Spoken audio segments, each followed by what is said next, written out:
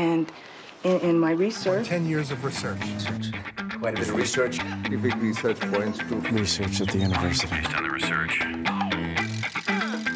This is Research in Progress, a podcast by the Research Office at the Graduate Institute. Today we want to talk about a very important topic, the low-carbon economy, and especially its relationship with environmental policies.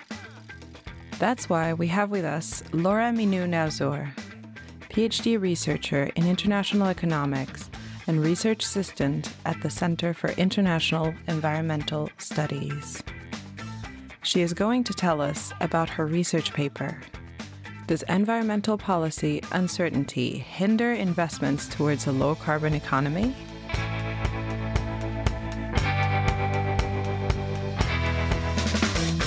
Hi everybody, I'm Laura Minu Nowzohour. I am a PhD student in international economics at the Graduate Institute and a research assistant at the Center for International Environmental Studies.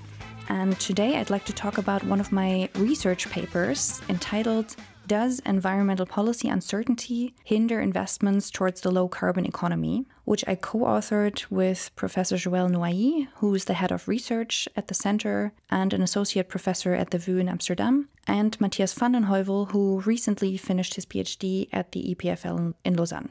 In recent decades, environmental regulations have alternated between periods of increasing stringency and sudden rollbacks. For example, over the course of its mandate, the Trump administration not only announced its withdrawal from the Paris Climate Agreement, but also conducted a comprehensive review of many federal environmental regulations. These changes created a surge in uncertainty about the state of future environmental regulations, as it became unclear how and when they would be implemented, how many policies would be dismantled, and whether these rollbacks would be legally challenged in the future. This is not only a trend we see in the US.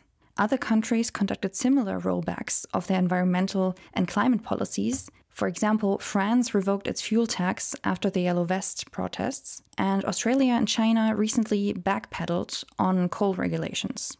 And while policy revisions in response to new information are inevitable and desirable, the politics of environmental policy are particularly volatile, with policymakers often having to balance competing long-term environmental objectives with short-term economic and electoral priorities.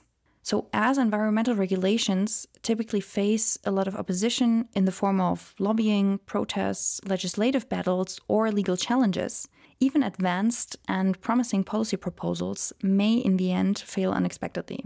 Such abrupt and unpredictable changes generate substantial uncertainty, making it difficult to anticipate how the regulatory framework will unfold in the future. Given the urgency of climate action, environmental policy uncertainty is a major obstacle to a rapid and timely transition to a low-carbon economy. Firms typically want to know which policy assumptions will be valid for their projects over the next decades, and when faced with a policy framework characterized by high uncertainty, they may prefer to postpone or withdraw their investment. According to a recent survey from the European Investment Bank, 43% of European firms and 22% of US firms cite uncertainty about regulation as an important barrier to undertaking climate-related investment. European firms rank policy uncertainty as the most important obstacle, while for US firms, policy uncertainty comes just after investment costs, but above availability of finance. So understanding how policy uncertainty affects and delays clean investments is essential to provide better guidance on the significance of the timing and credibility of policy action. The objective of this paper is to quantify environmental policy uncertainty in the US and to examine its relationship with investments in the low-carbon economy.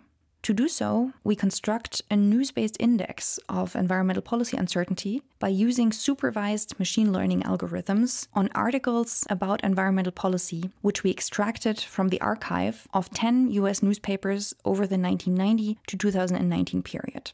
More precisely, our Environmental Policy Uncertainty Index represents the share of regulatory uncertainty news among environmental policy articles in a given month. Relying on newspapers is a significant advantage of this study, as they provide a broad set of textual information on environmental policy at a high frequency and over long periods. Because newspapers allow us to continuously track environmental policy over time, we can compare the intensity of policy uncertainty over various periods. This is particularly important for a transient concept like uncertainty. In addition, journalists' writing directly affects how readers perceive the uncertainty around given topics. As a result, using newspaper articles is a great way through which to tap into investors' state of mind. So our main contribution is to propose a new methodology based on machine learning algorithms for text classification, enabling us to retrieve meaningful information from text accurately. The historical evolution of US environmental policy uncertainty, as reflected by our index, shows several prominent peaks. For example, our environmental policy uncertainty index spikes at the end of 1995 when a disagreement over cuts in environmental regulations led to a government shutdown for several weeks. Environmental policy uncertainty then plummeted in the mid-2000s. The end of the decade was then punctuated by several bursts of policy uncertainty related, among other things, to legislative hurdles around the climate bill aiming to introduce a national cap-and-trade system, the failure of the COP15 in Copenhagen, legal challenges between Texas and the EPA, and new rules regarding offshore drilling after the Deepwater Horizon oil spill. The latest spikes in environmental policy uncertainty took place as expected during the Trump presidency after 2016. It is fascinating how historically policy uncertainty has been affected by so many different sources. But how can machine learning help us better estimate uncertainty? We evaluate our index in several ways. So first, we compare the performance of our index to an alternative index based on a simple keyword approach and demonstrate the added value of machine learning algorithms in terms of precision and recall. Second, we assess the performance of our algorithm by benchmarking it to a human audit study, which confirms the validity of our index. Third, we provide evidence that our environmental policy uncertainty index correlates with periods of objective policy uncertainty, such as significant shifts in pro-environmental votes in Congress along the US electoral cycle. And finally, we verify that our index is not affected by political slant in newspaper coverage. Finally, we assess how environmental policy uncertainty relates to investments in clean technologies. Conceptually, we expect that increases in environmental policy uncertainty lead to lower investments in clean technologies. And that's because uncertainty about the state of the future regulatory framework makes it harder to assess the long-term profitability of low-carbon investments. However, measuring the impact of environmental policy uncertainty on investments could raise endogeneity concerns. Separating environmental policy uncertainty from other types of omitted uncertainty, such as technological or climate change uncertainty, which likely correlate with investments, is indeed challenging. However, we expect that the correlation between these omitted types of uncertainty and our environmental policy uncertainty index is small, motivated by the fact that we expressly excluded non-policy related uncertainty in our text classification task. Moreover, potential concerns about reverse causality, that is, fluctuations in clean investments affecting environmental policy uncertainty rather than the other way around, are mitigated by the fact that variations in our index are, at least partly, driven by exogenous political election cycles. In terms of the econometrics, our firm-level identification strategy relies on differentiating firms according to their exposure to environmental policy uncertainty. We argue that investments in the firms most exposed to environmental policy uncertainty should exhibit a stronger co-movement with the environmental policy uncertainty index. And can we actually notice an effect in these firms that are exposed to environmental policy uncertainty? Indeed, we find that our environmental policy uncertainty index is negatively associated with venture capital investments in clean tech startups. The adverse effect of policy uncertainty is particularly strong for the subgroup of clean energy startups, characterized by capital-intensive investments that are difficult to reverse. Finally, changes in the environmental policy uncertainty index have a negligible impact on venture capital funding of non-clean tech startups. In financial markets, a rise in our environmental policy uncertainty index is associated with higher stock volatility for firms with above average green revenue shares, a group of firms whose business success is likely reliant on environmental policies. Second, in VAR settings, we find similarly that a shock in environmental policy uncertainty leads to reduced clean energy venture capital deals at the aggregate level and higher volatility of the main clean energy exchange-traded fund.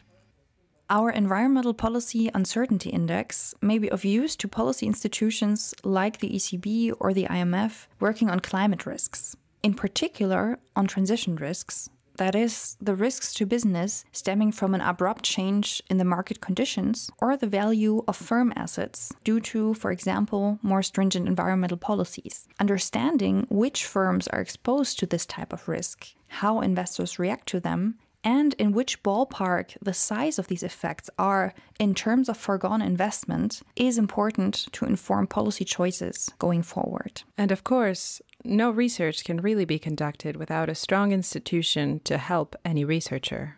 The Center for International Environmental Studies is a vibrant and very supportive environment for researchers, especially PhD students. It's a place which I've experienced to be great in terms of supervision, teamwork, and access to interesting events and networks, and all this in a very friendly atmosphere of exchange. To give you a little bit of background on the center, CIES was established in 2010 and is the Graduate Institute's focal point for research on environmental issues. There are 4 research program areas: environmental governance, climate change, energy and innovation, resources and development, and agrarian, environment and food systems.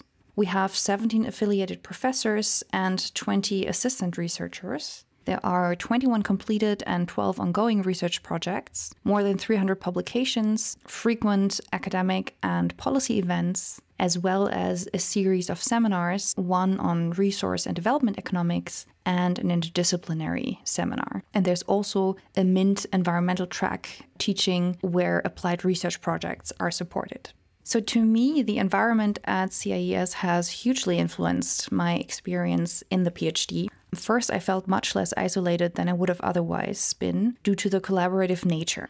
I also had the privilege of attending a couple of summer schools and conferences, which improved my access to networks and allowed me to practice presenting my research early on. And finally, the financial stability of a long-term research assistant position also enabled me to focus on doing my PhD.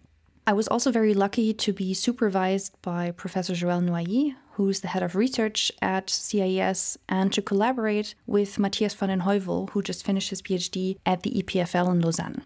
So we co-authored 2 papers together, and through this experience, I not only learned to work in teams under pressure, but also to bridge gaps, to communicate effectively, and to grow together as a team. And to me, this has been quite transformative, and it's probably, in the grand scheme of things, the most important learning from my PhD. As Laura says, support is particularly important for PhD students just starting out. I also want to take a moment to talk about mental health within the PhD. There is a recent paper that came out saying that around 35% of economics PhD students in Europe are experiencing moderate to severe symptoms of depression or anxiety. Now, this is an alarming number, but having dealt with my own share of mental health issues during the PhD, I cannot say that I'm shocked. I'm not sure if that makes it better or worse, and the underlying reasons are likely complex, but I do believe that the extreme forms of competitiveness and isolation some PhD students are experiencing are an important factor in this.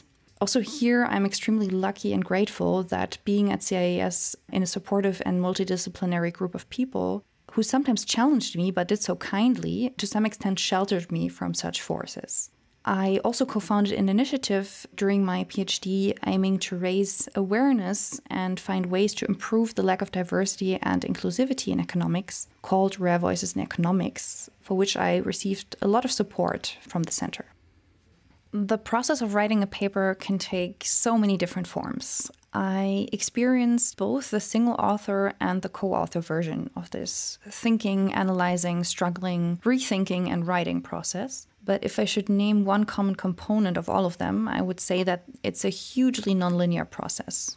So a lot of time goes into thinking about a question, available data, and possible methodologies. Then a lot of time goes into building the data set, or in our case, training the classifier, trying a million different parameter setups to make sure we have the best algorithm we can. And then comes the analysis, which also involves a lot of trying, struggling, thinking again, and retrying.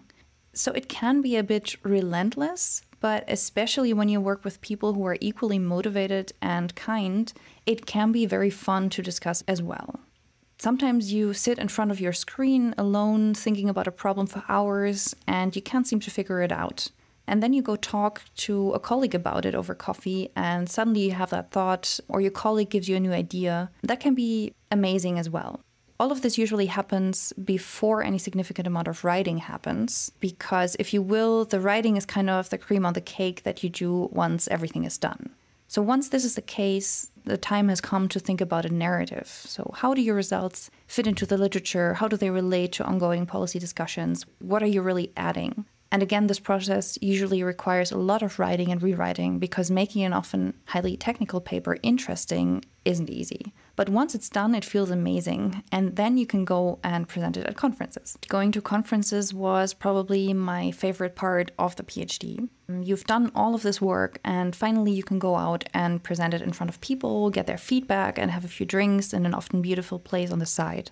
But I'm not going to lie, the first few times were very scary because, of course, putting yourself out there as a young PhD student with your own research feels vulnerable, especially as economics is not known for its particularly constructive culture of exchange in these spaces. But I have to say that apart from a few exceptions, my experience was always positive. And in large parts, this was due to the amazing support and network of the Center for International Environmental Studies, who made these experiences possible.